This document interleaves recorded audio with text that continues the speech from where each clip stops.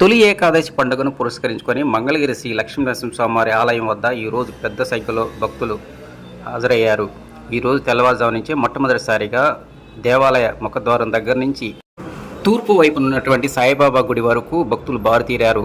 ఇటీవల కాలంలో ఇంత పెద్ద సంఖ్యలో భక్తులు హాజరవడం మొదటిసారి అంటున్నారు పూజారులు. ఈ తొలి ఏకాదశి పండుగను పురస్కరించుకొని స్వామివారు ఉదయం గ్రామోత్సవాన్ని నిర్వహించారు.